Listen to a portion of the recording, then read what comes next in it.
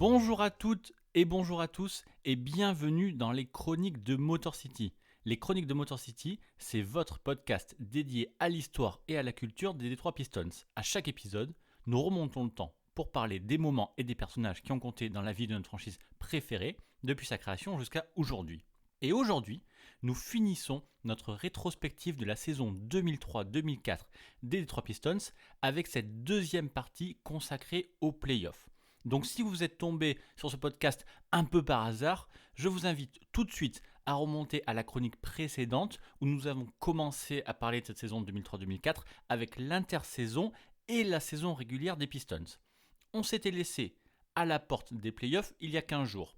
Les Pistons avaient fini 3e à l'Est avec un bilan de 54 victoires pour 28 défaites et au premier tour, c'était les Bucks de Michael Redd qui attendaient les Pistons. Je vous fais pas un faux suspense, vous savez que les Pistons sont allés jusqu'au bout, donc dans ce podcast, nous parlerons en détail de chaque série. Au premier tour contre les Milwaukee Bucks d'abord, les New Jersey Nets ensuite, les Indiana Pacers en finale de conférence, et enfin les Los Angeles Lakers en finale NBA. Donc on a un gros programme, on perd pas de temps et on commence maintenant.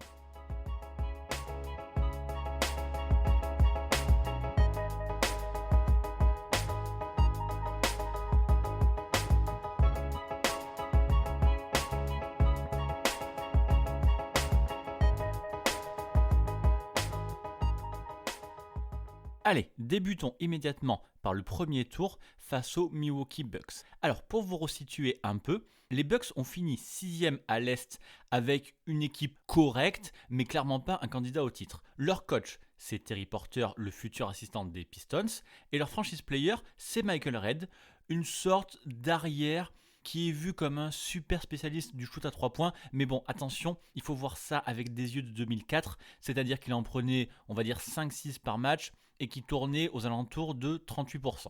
Mais ce qui est intéressant avec les Bucks, c'est qu'ils ont l'une des meilleures attaques de la NBA, la 4e précisément, et c'est ce qui pourrait permettre de tester immédiatement la solidité de la défense des Pistons.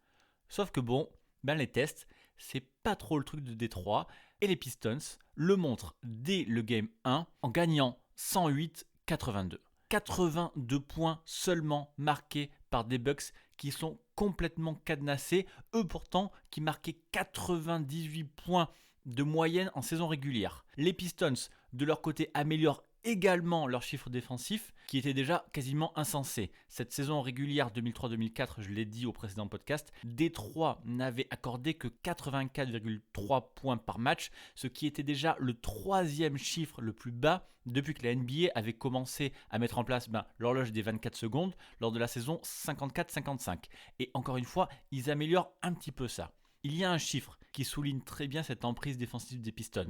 C'est les 14 interceptions réalisées par Détroit, ce qui est tout simplement un record de franchise. Lors de ce match, les Pistons ont battu leur précédent record qui était de 13 et qui datait des playoffs 1985 contre les Celtics, qu'ils avaient aussi égalé d'ailleurs en 1988 contre les Lakers.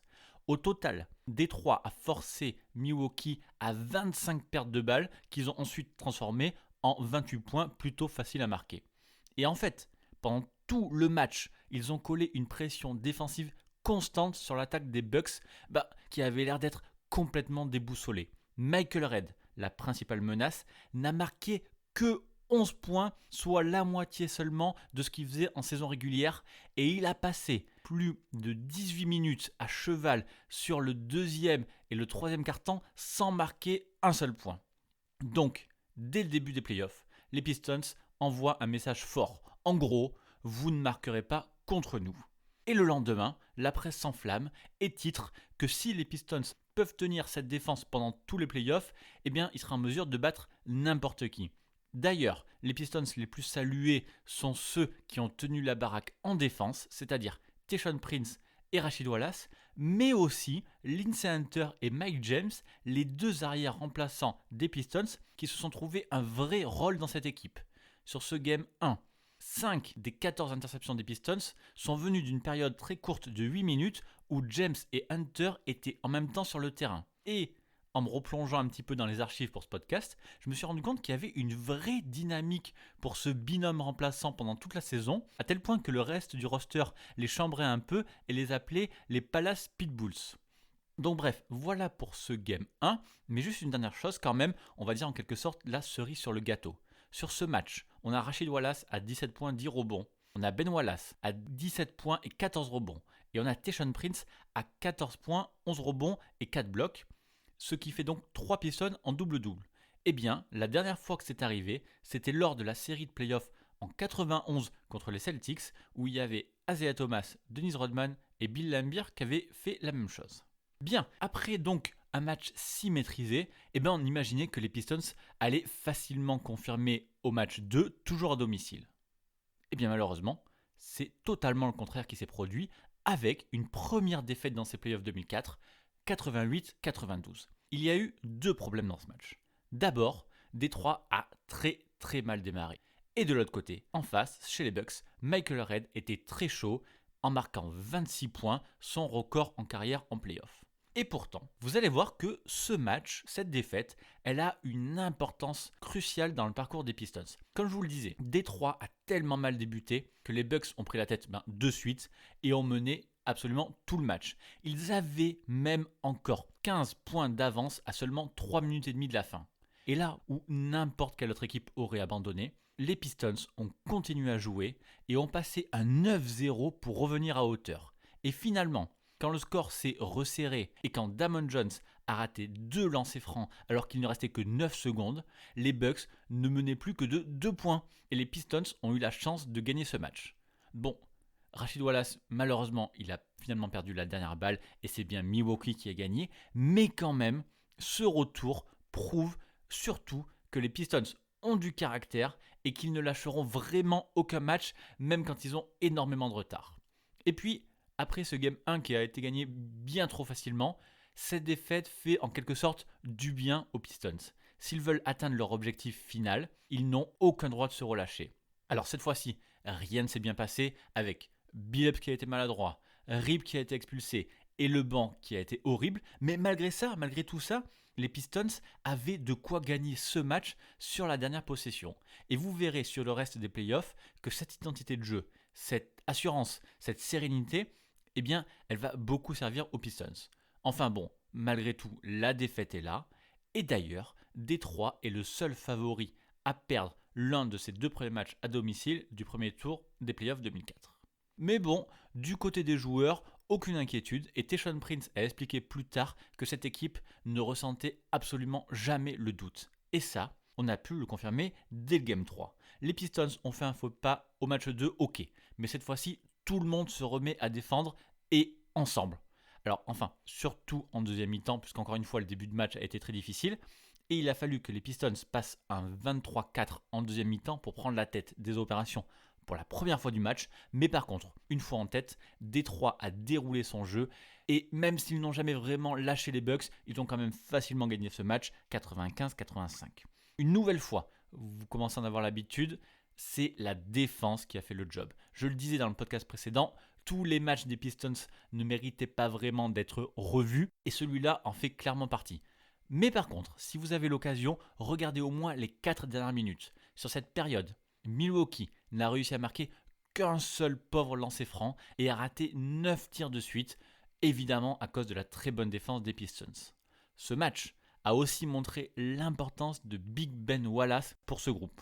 En première mi-temps, on a un Big Ben hors du coup, qui est limité par les fautes, qui a seulement 2 points et 5 rebonds. Mais quand les Pistons ont eu besoin de lui pour repasser devant, la bête s'est réveillée et Ben a fini avec 13 points, ok, mais surtout 21 rebonds. Et ça veut dire qu'avec un Ben Wallace à fond, tout le monde suit et Détroit a pu verrouiller cette deuxième victoire. Et pour finir avec ça, un petit fait amusant. Les Pistons avaient perdu leurs 6 derniers matchs 3 et il fallait remonter à la saison 1999 pour retrouver un match 3 gagné. Heureusement, ils ont effacé cette fois-ci la malédiction. Donc on continue et après la grosse défense du Game 3, place à la très bonne attaque enfin au Game 4. Cette fois-ci, il n'y a carrément eu pas match. Des Pistons à 57% de réussite au tir, c'est juste injouable. Pour rappel, on est en 2004, dans l'ère des défenses, et dans les 2 premiers matchs de cette série, aucune des 2 équipes n'avait tiré à plus de 45%. Devant une si grosse adresse, Milwaukee n'a rien pu faire et les Pistons ont gagné 109-92 pour mener 3-1 dans cette série.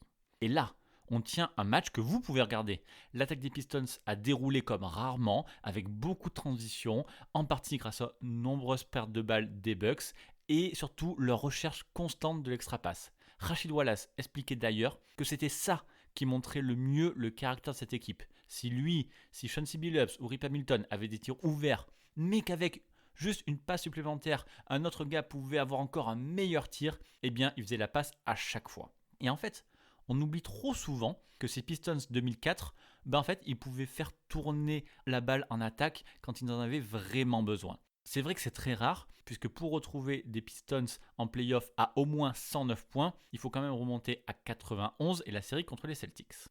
Bien, sur notre lancée, on conclut cette série avec le match 5, là aussi remporté par les Pistons, dans une nouvelle démonstration 91-77. Ce match, c'est celui de Tayshaun Prince, qui réussit à ce moment-là son record en carrière, il n'est que sophomore, avec quand même 24 points. Tayshaun est d'ailleurs symboliquement élu par Larry Brown, son coach, comme le joueur le plus utile de la série. Même l'entraîneur des Bucks, Terry Porter, déclare après ce match que Tayshaun Prince était le facteur X de cette série. Et c'est vrai que Prince, il a montré tout de suite pour sa 2e année NBA qu'il était le meilleur défenseur au périmètre des Pistons, ça c'est sûr, mais aussi un joueur offensif super polyvalent qui pouvait profiter très facilement des prises à 2 que les défenses faisaient sur Billups ou Hamilton. Bref, cette série se termine donc, ce premier tour des playoffs, par un 4-1 et on peut faire un petit bilan. Les Pistons ont complètement bloqué les Bucks qui ont marqué près de 13 points de moins en moyenne que lors de leur saison régulière. Alors, on vient de parler de Prince qui a été un Michael Redd, mais il y a aussi toute la solidité intérieure de cette équipe qui a tout changé avec les 2 Wallace qui étaient les maîtres de la raquette. Et puis, on a aussi eu une belle répartition collective des rôles avec, on va dire, un sauveur différent à chaque match. On a donc Ben Wallace et ses 21 rebonds au Game 3. On a les 27 points de Rip Hamilton dans le match 4 et on a Tayshaun Prince, on en a parlé, dans le match 5. En fait, le problème pour les Bucks, c'est qu'il n'y avait pas qu'un seul joueur qui devait surveiller et c'était clairement déjà beaucoup trop pour eux. Mason swatted by Tayshaun. 4 blocks in the ballgame for Tayshaun. Chauncey fakes the pass. Oh, but look at Ben. That's there for the stick back slam. That's time to take the starters out after that one. Gun. Off iron. Tapped by Tayshaun, followed by Rick, followed by Ben. Another follow by Ben, and it falls. 3 minutes to go. It's 103-76.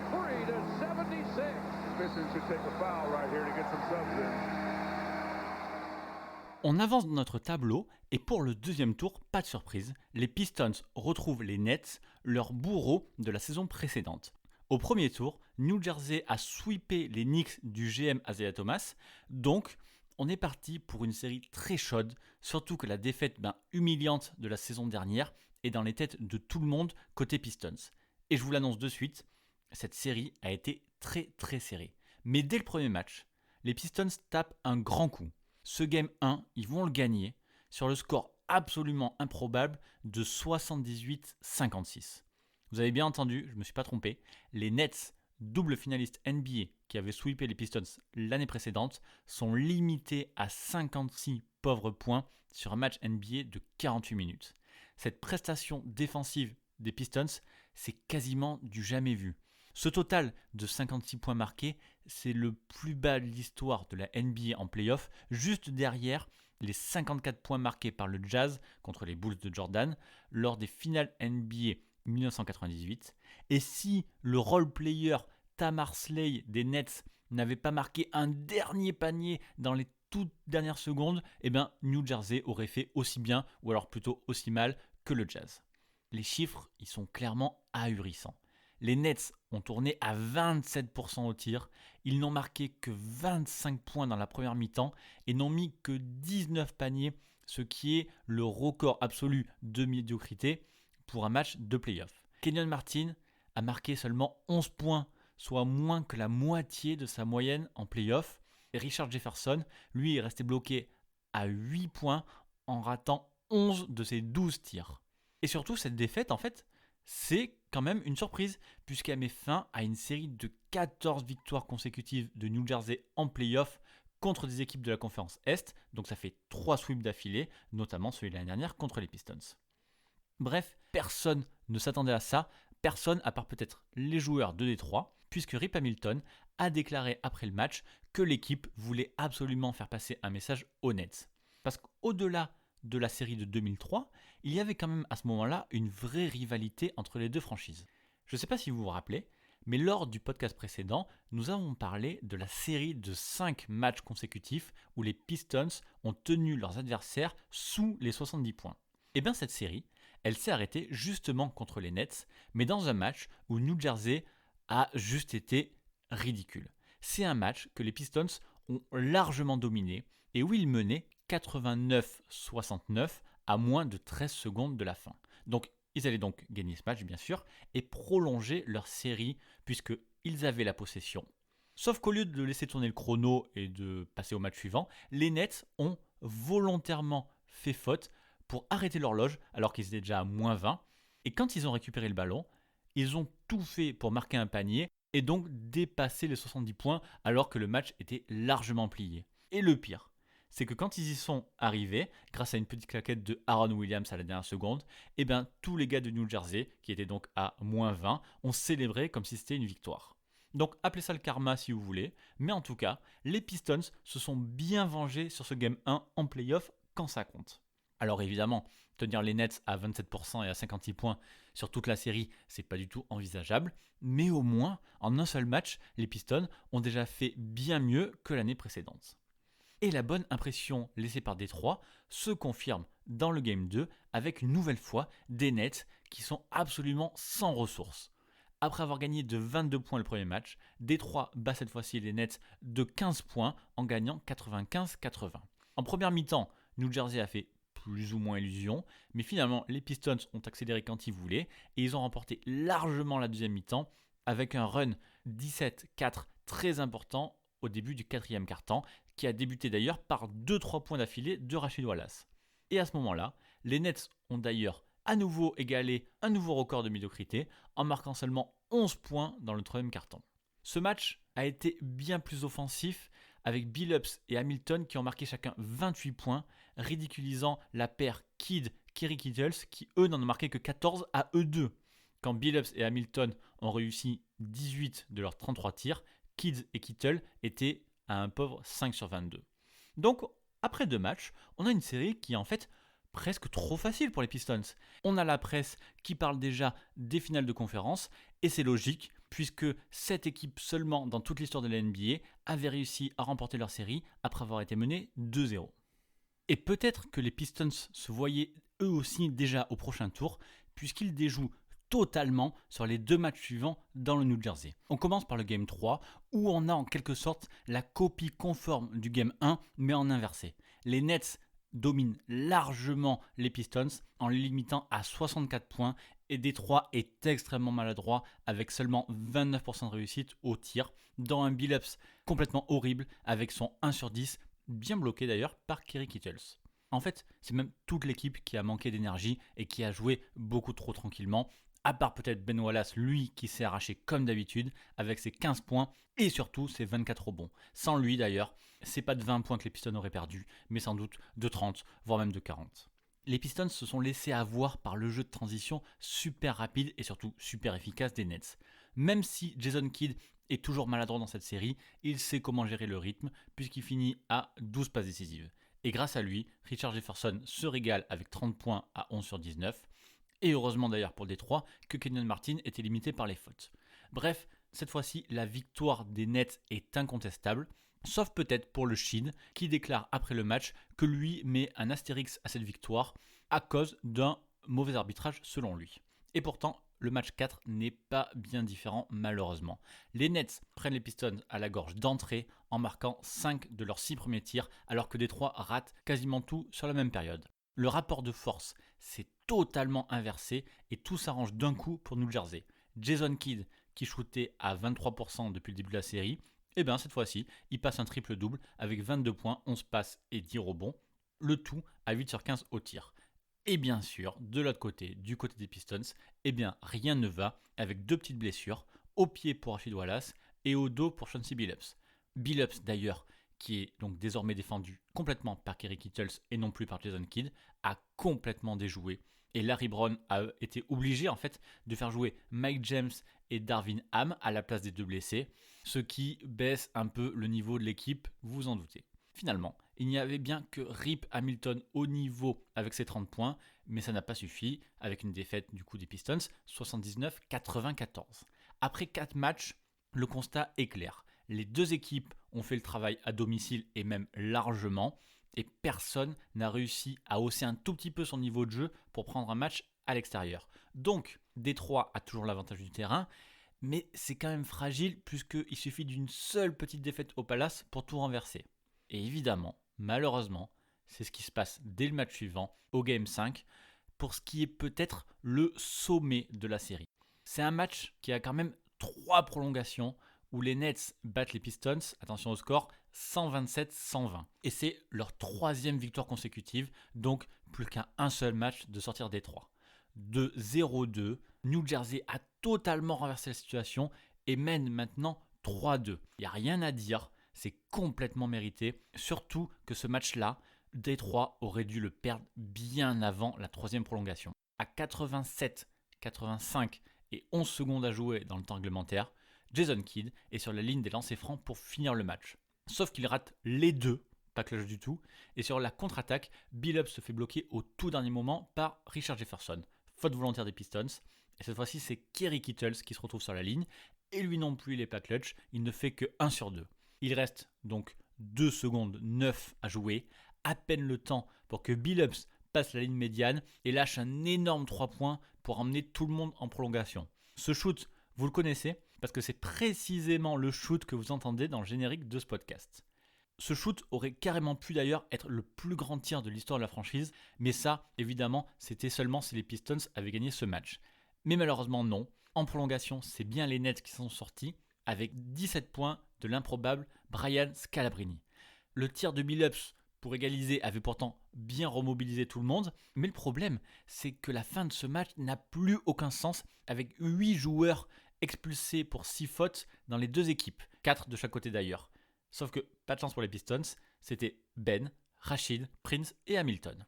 Bref, contrairement aux 4 premiers matchs de la série, ce Game 5 était enfin serré, et en le gagnant, New Jersey a clairement pris une très très grosse option pour la suite. Les stats, du coup, ils sont maintenant de leur côté, puisque sur 115 séries à égalité 2-2, le vainqueur du match 5 a fini par gagner 96 fois. Le GM Joe Dumars, il est un peu fataliste, et en interview, il s'imagine être plus ou moins maudit en rapprochant cette défaite improbable de celle du Game 5 contre les Celtics en 87, quand Larry Bird avait intercepté Isaiah Thomas, alors que les Pistons avaient largement le match gagné. On peut le dire, la situation est catastrophique pour Détroit, qui est maintenant sur 3 défaites de suite et qui doit sauver sa peau en allant gagner un match dans le New Jersey, ce qu'ils n'ont pas réussi à faire jusque-là.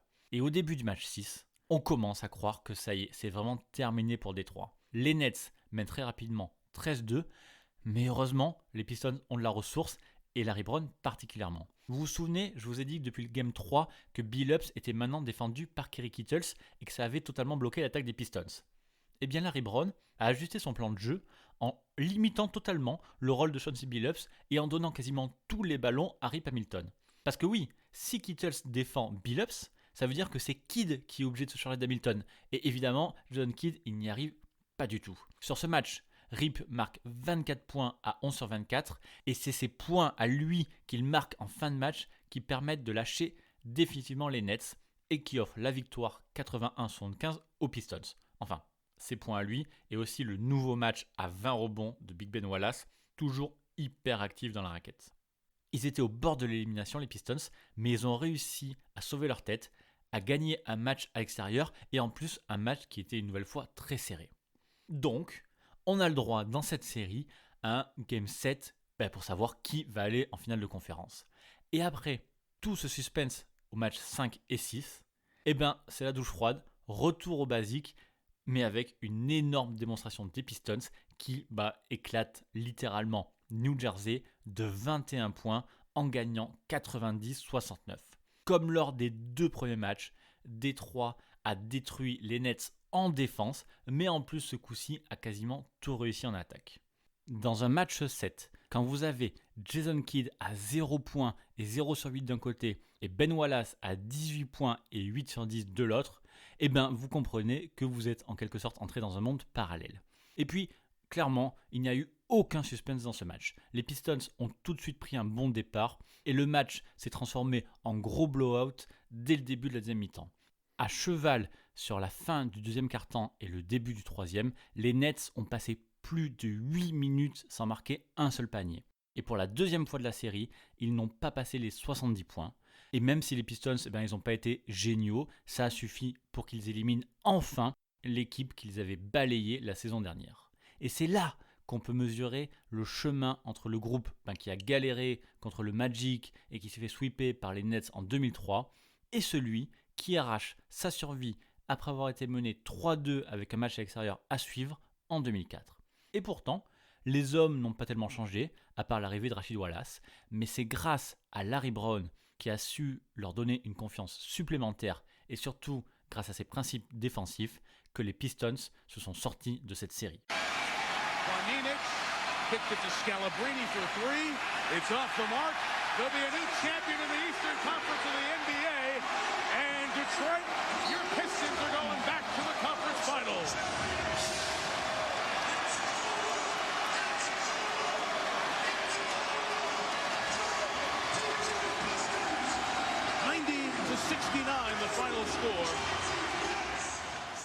Bon, Détroit a finalement battu les Nets, mais en fait, ils en sont exactement au même stade que la saison dernière, c'est-à-dire en finale de conférence.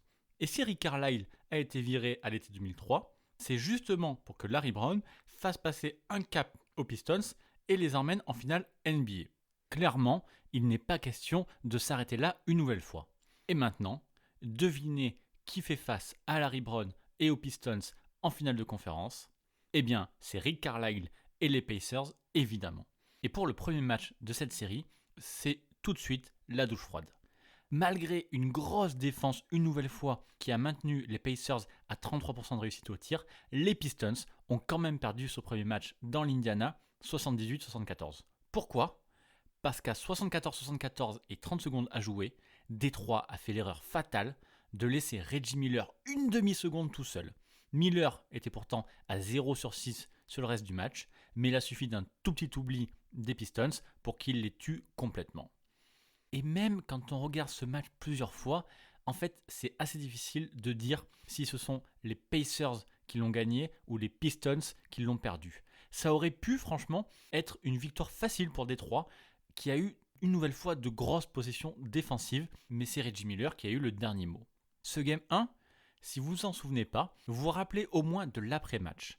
C'est ce fameux moment, ce fameux guaranteed, ce moment où Rashid Wallace a déclaré à la presse, après le match, que les Pistons gagneraient le Game 2. Comme ça, sans aucune nuance, il a dit « Nous gagnerons le Game 2 ». Y'all put it in the front page, back page, middle page, wherever, headliners, column 1 or 2, we will win game 2. We will win game 2. Ce qu'on sait un peu moins, c'est qu'une fois dans les vestiaires, Larry Brown s'est servi de cette déclaration. En gros, il a dit à son groupe que maintenant que le Shield avait dit ça, en fait, on ne pouvait pas le laisser ressembler à un idiot. Pas le choix, à partir de ce moment-là, les Pistons devaient absolument gagner ce match. Et c'est là qu'on peut mesurer l'énorme impact qu'a eu le Shield sur la confiance du groupe. Parce que bien évidemment, les Pistons vont le remporter, ce fameux Game 2. Et en plus, grâce à un deuxième moment de légende. Allez, on saute immédiatement à la toute fin du match. C'est extrêmement serré entre Détroit et Indiana et à 22 secondes de la fin, les Pistons mènent 69-67. Et c'est à ce moment-là, à la fin des 24 secondes, où Chauncey Billups décide de perdre le ballon dans la raquette des Pacers. Jamal Tinsley récupère le ballon et envoie Reggie Miller en contre-attaque. Dans le champ de la caméra, Reggie est absolument tout seul. Il n'y a aucun Pistons qui sont tous restés coincés dans le camp des Pacers. Miller va tranquillement remettre les deux équipes à égalité avec un petit lay-up quand tout d'un coup, Tayshaun Prince débarque à l'écran et bloque le shoot du bout des doigts. C'est The Block, la plus grande action défensive de l'histoire de la NBA carrément. Sous d'autres angles de caméra, on voit bien que Prince était très loin de Miller. En gros, le joueur des Pacers avait déjà actionné son double pas que Tayshaun n'avait même pas encore passé la ligne à 3 points. Prince s'est carrément envolé pour sauver les Pistons, qui ont donc gagné ce match 72-67, ce qui a permis à Rasheed Wallace de tenir sa promesse. Et heureusement que le Shid a pu compter sur ses coéquipiers, parce que lui, il était totalement hors du coup, avec un vilain 4 sur 19 au tir. Tout le contraire d'ailleurs de Rip Hamilton, qui lui score 13 des 15 derniers points de Détroit et qui commence à prendre de plus en plus de place, vous allez voir.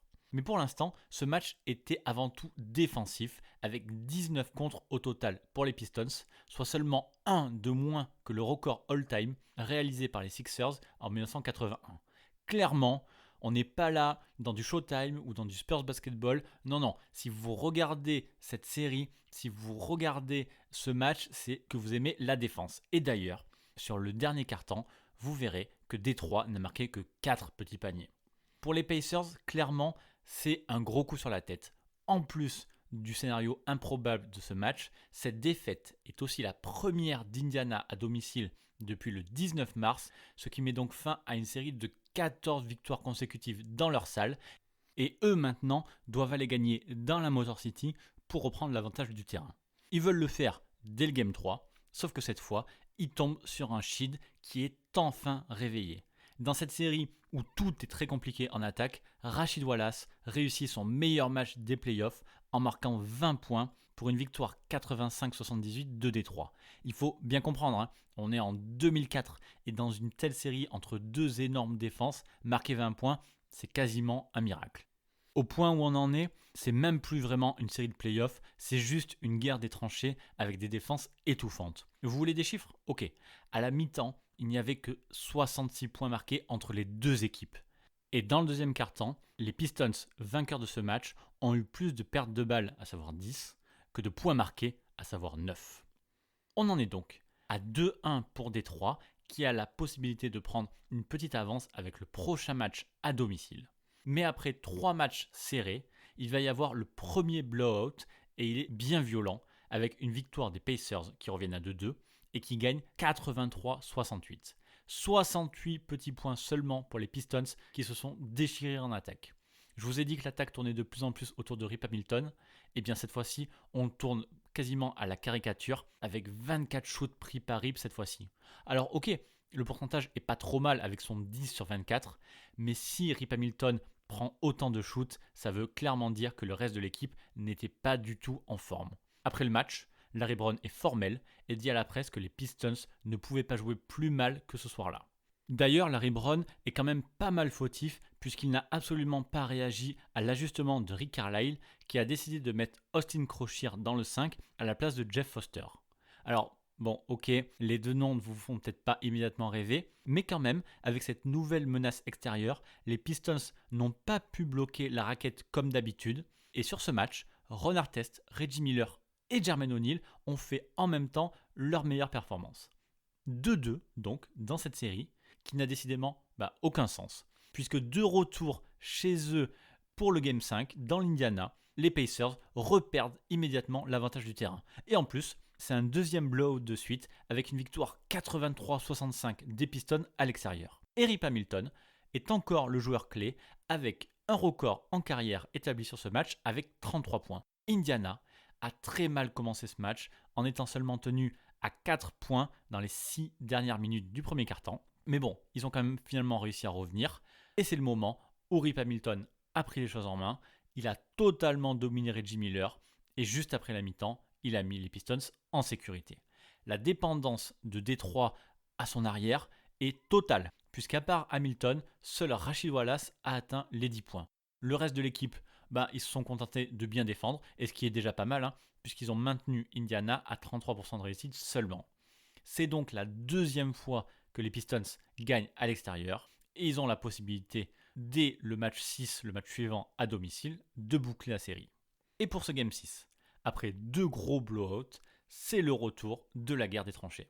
Je ne vais pas vous faire de faux suspense, Détroit a gagné ce match 69-65 et a limité les Pacers à 65 points pour se qualifier pour leur première finale NBA depuis 1990. Et pourtant, malgré ça, ça n'a pas été évident du tout. C'est les Pacers d'ailleurs qui prennent le meilleur début et qui mènent rapidement de 13 points.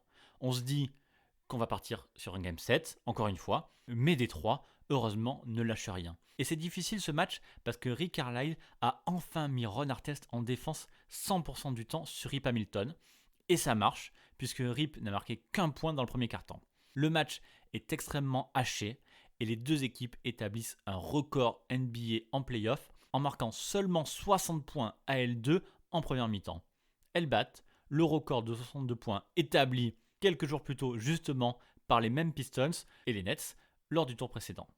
Mais bon, malgré cette stratégie de Rick Carlisle, elle a quand même une faille, parce que leur problème, c'est que Rip Hamilton court partout, tout le temps, entre les écrans, et que Ron Artest n'en peut vraiment plus de le suivre. À 59-59 à 4 minutes de la fin, ça fait bizarre comme score, Ron Artest fait une faute flagrante sur Rip Hamilton. C'est le tournant du match, avec Rip qui marque ses 2 lancers pour mettre Détroit en tête pour la toute première fois du match.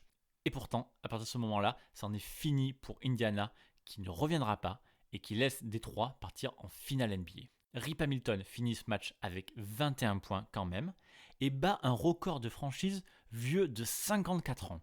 Sur cette série, Rip tourne à 23,7 points de moyenne, et comme la série est très défensive, ça fait qu'il a marqué 16% des points marqués dans toute la série de la part des deux équipes, ce qui est donc le record de l'histoire des Pistons. Je vous avais clairement pas exagéré le truc quand je vous avais parlé de Hamilton dépendance. Bref, rien n'a été facile dans cette série, mais en fait, Détroit a toujours eu un moyen de s'en sortir. Ça n'a jamais été vraiment joli à voir, et ça s'est souvent matérialisé par de la défense bien dure, mais les Pistons ont réussi à passer l'obstacle Pacers, et sans l'énorme shoot de Reggie Miller au Game 1, la série aurait même pu être plus simple. Peu importe. Les Pistons ont réussi leur pari, Larry Brown a fait mieux que Rick Carlisle en 2003, et maintenant, on va en finale NBA. Ce sera contre les Lakers et leur équipe de superstars. But it's going to be too little too late. It's a two-pointer for Crozier. The Pistons trying to get it in bounds and throw it in. And for the first time in 14 years, the Pistons go to the NBA Finals. They're the 2004 Eastern Conference champions.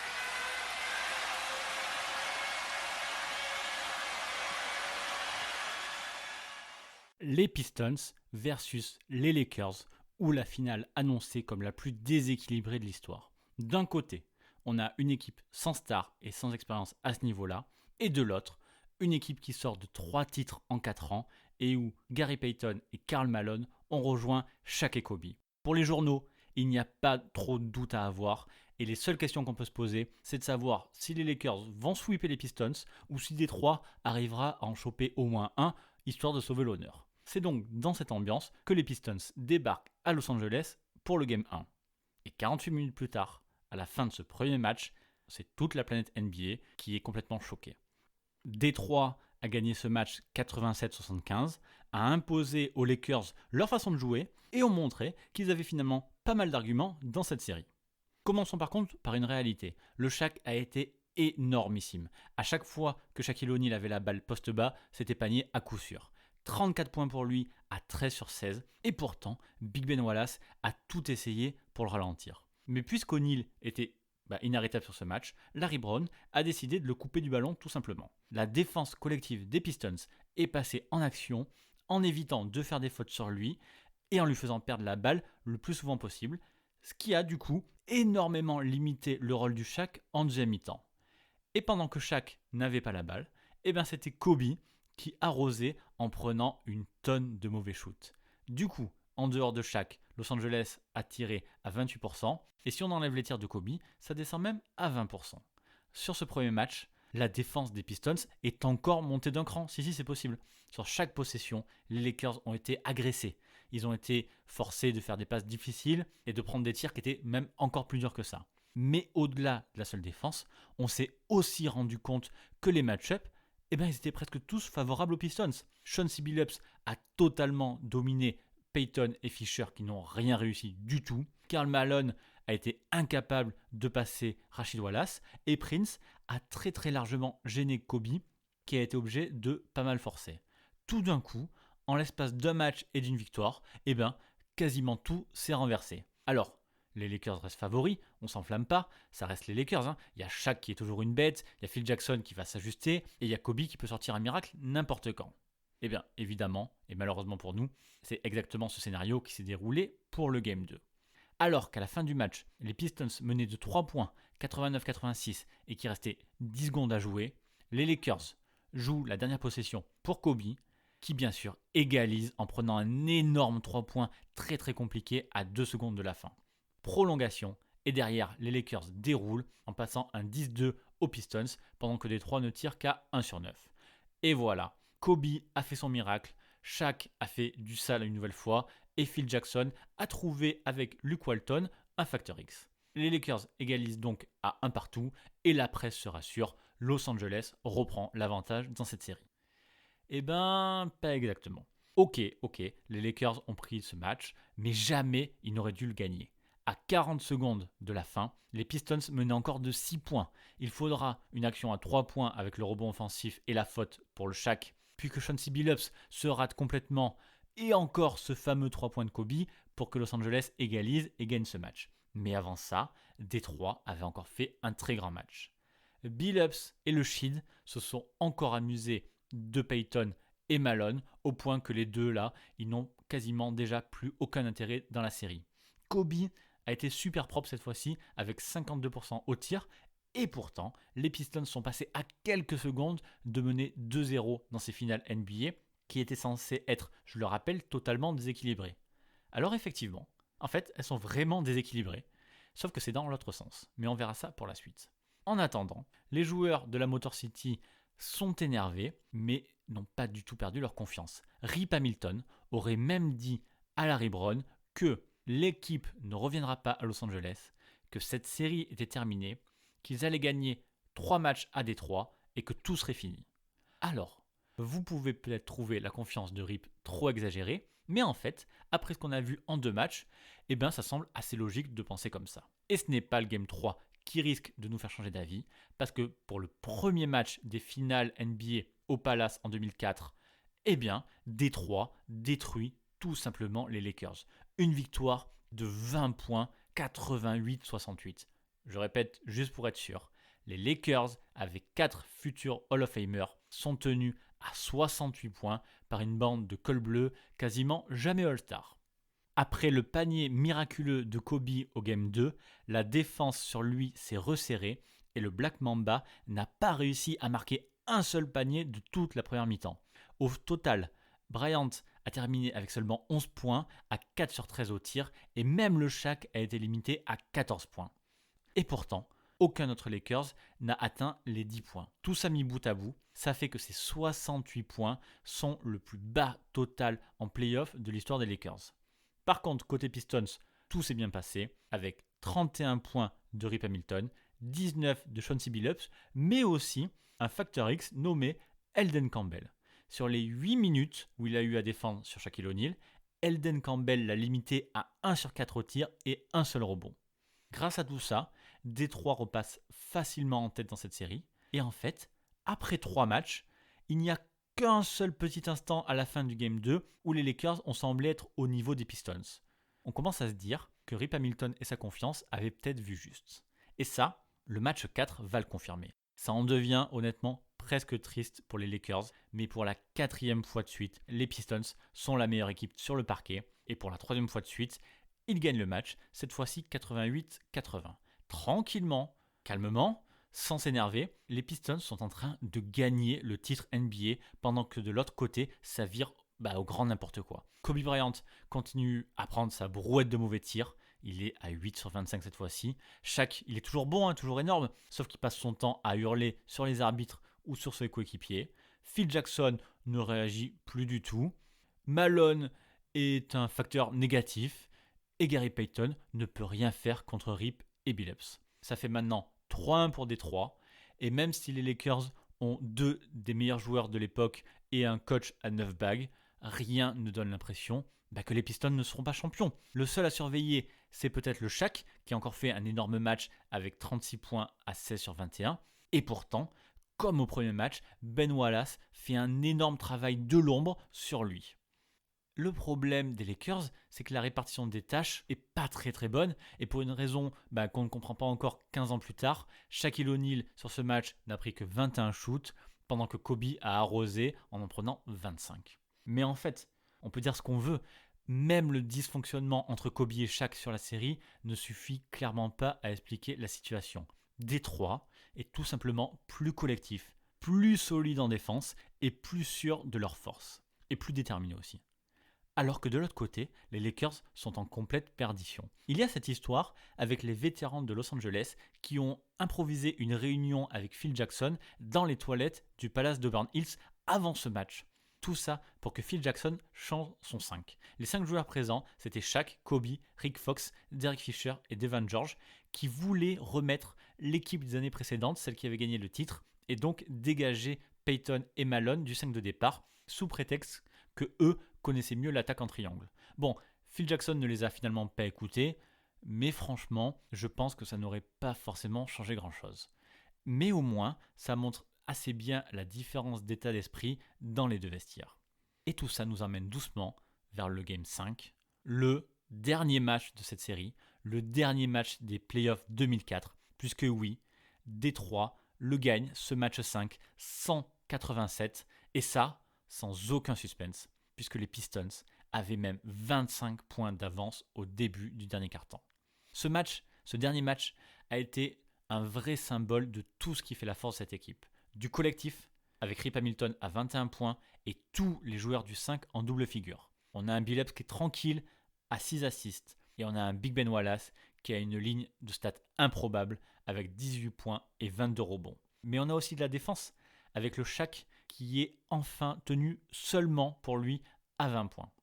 Et d'ailleurs, j'ai envie de le souligner, sur cette série, Shaquille O'Neal finira avec un très bon 27 points de moyenne, mais l'énorme travail de Ben Wallace pendant ces 5 matchs l'a énormément limité, puisque si on compare avec les 3 dernières finales des Lakers en 2001, 2002 et 2003, eh bien Shaq marque 10 points de moins en moyenne. Contrairement aux Lakers qui ont éclaté en plein vol et où les chasseurs de bagues, Payton et Malone, n'ont servi à rien, Payton 2 points sur le dernier match et Malone blessé n'a même pas joué, eh bien les Pistons ont été solidaires du début à la fin. Ils ont tranquillement pris la tête de ce match ensemble, possession après possession, en défendant comme des chiens, même à plus 25, et en cherchant toujours le mec ouvert en attaque. Cette victoire, inattendue au début, mais en fait tellement logique à la fin, est historique, puisque Détroit est tout simplement la première équipe de l'Est à remporter le titre NBA depuis les Chicago Bulls de Michael Jordan en 1998.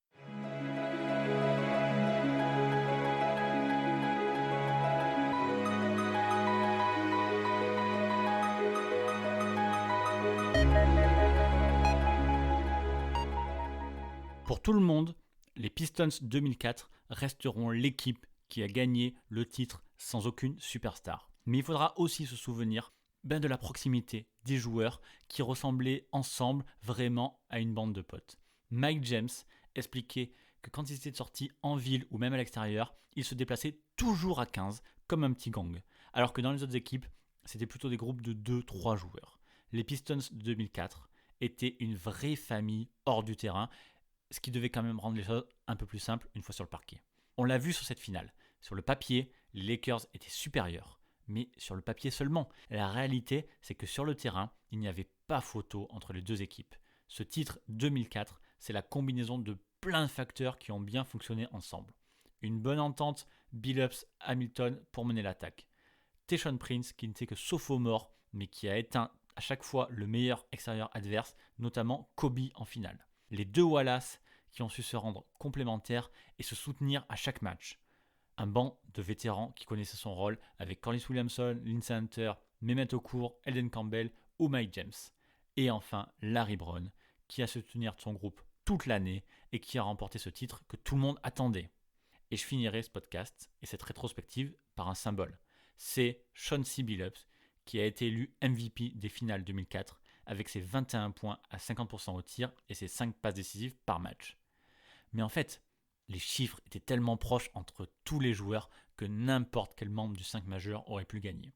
Et d'ailleurs, Billups a eu cette déclaration pleine d'humilité en disant que ce trophée devrait être partagé en 5. Et franchement, il n'y a que très peu d'équipes championnes qui peuvent dire ce genre de choses.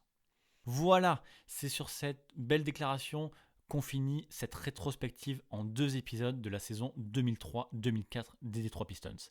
J'espère que ça vous a plu, de vous replonger dans ce long voyage avec moi, dans cette période de l'histoire de la franchise, cette Going to Work era. Et c'est pas encore fini, puisque dans 15 jours, nous finirons cette saison des Chroniques de Motor City avec l'épisode consacré au All-Star Game 2006. Mais en attendant, vous pouvez retrouver les Chroniques de Motor City partout. On est sur Apple Podcast, Spotify, Google Podcast, Deezer et sur les applis de podcast comme Podcast Addict sur Android. Si vous voulez donner un coup de main et que vous utilisez Apple Podcast, prenez juste 2 minutes pour mettre une note et un commentaire sur les Chroniques de Motor City. Ça aiderait beaucoup à faire découvrir le podcast. D'ailleurs, merci énormément à ceux qui en ont laissé récemment. Et sinon, tout simplement, parlez-en autour de vous. Ça nous permet de toucher encore plus de gens.